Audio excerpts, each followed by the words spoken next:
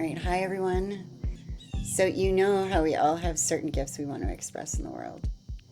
And often our greatest lessons and learning come from engaging with those gifts and bringing them forward into the world. And for me, one of my biggest teachers for sure has been art. And I've always been an artist as long as I can remember, but I always remember it just being like a hobby. It wasn't something that I felt like you could make a living doing. That is until back in 2000 when I ended up getting a tattoo apprenticeship. And so I started in a street shop environment, which basically is people would come in and they would pick things off of the walls, or they'd bring things in that they printed up or things that they, had. And they would know the colors that they wanted. Everything was really predetermined. So it didn't really leave a lot of room for, artistic expression. Every once in a great while, I'd get to do, tattoos that I'd get to draw or work with somebody a little bit more intimately. But for the most part, it wasn't as common, which was totally fine because tattooing is really technical. So it was a good place to learn how to apply a tattoo and how to work technically. And and without having to really consider any of the other stuff. Of course, being an artist and slightly rebellious, it was a little difficult to get used to that way of working. And after a while, I definitely felt like I was a glorified copy machine because it's just, but I always had that thought running in the back of my mind that artists can't really make a living. So I was always super grateful to be in a position to be able to do some kind of art-based, job and be able to support myself. But this went on for 7 years about. And during that time, I actually started developing a love for Japanese tattoos. I could go on and on. But I spent a lot of time drawing them and doing watercolors of them. And, but I didn't really get to tattoo a lot of them. And it wasn't until I moved to Chicago, and that was in 2008-ish. And I went there with the intention of doing Japanese tattoos for sure. I knew if it was going to work anywhere, Chicago would have been the place. So I spent, all my time working pretty much at the studio, and then after hours, I'd go home and I'd work on my art. So I had no days off. The hustle was totally real, but I had a goal, And within 2 years, I reached that goal. And I was pretty much doing nothing but large-scale Japanese tattoos. And so one of the things about Japanese work, though, is that there are a lot of rules. A lot of it involves how you even draw it, what it means, and then how it interacts with the body. And then there are even specifics regarding the direction in which something is facing. Literally everything has meaning in Japanese mythology and within the tattoo itself. But in general, Americans don't really know any of that stuff. They're not familiar with it. So not everybody was. So I ended up doing the same 5 or 6 subject matters over and over again. Which again, I was totally grateful for, but after a while, I was definitely looking for ways to grow out beyond that, to push the envelope a little bit. And so I'm kind of realizing I went from this controlled situation in the street shop to all of these rules and limited playing field basically within the Japanese tattoos, and all while still facing the same exact limitations pretty much as the copy-paste street shop. And not to mention, tattooing in and of itself is pretty restricting, from the skin tone, texture, type, location of the body, and there's really no room for mistakes. But it was also right around that time that I started feeling a lot of pain in my body.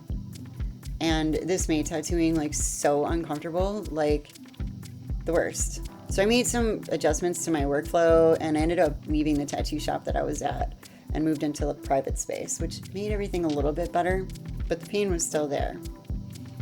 And I always kind of felt there was just something else that I couldn't see, something that I was missing.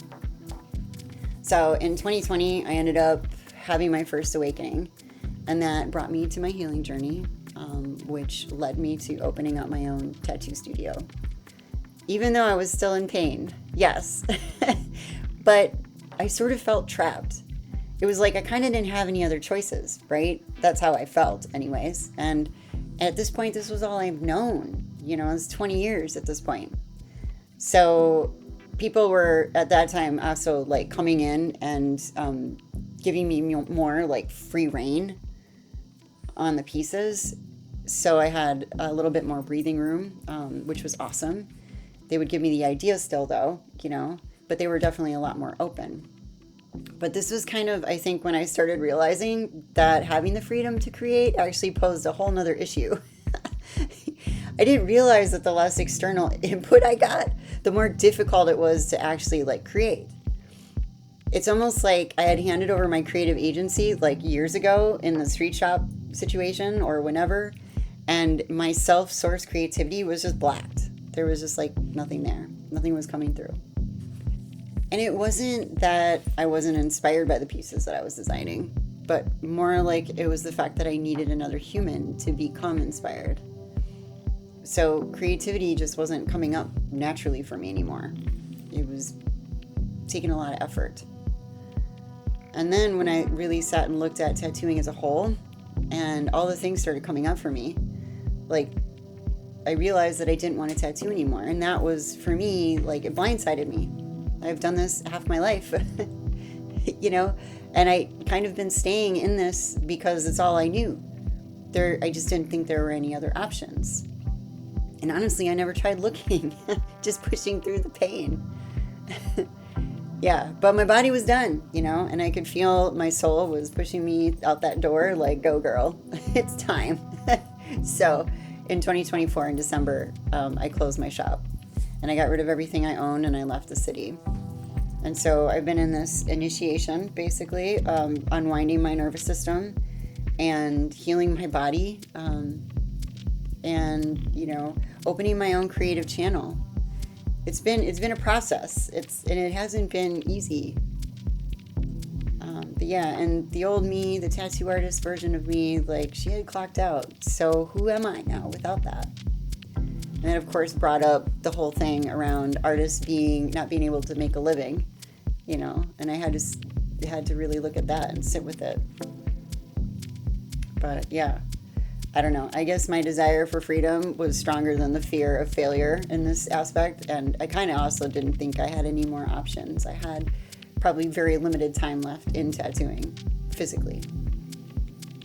But you know that term struggling artist, you know, it's kind of that idea that's floating around in society and within artist circles, I suppose. It's that hustle, right?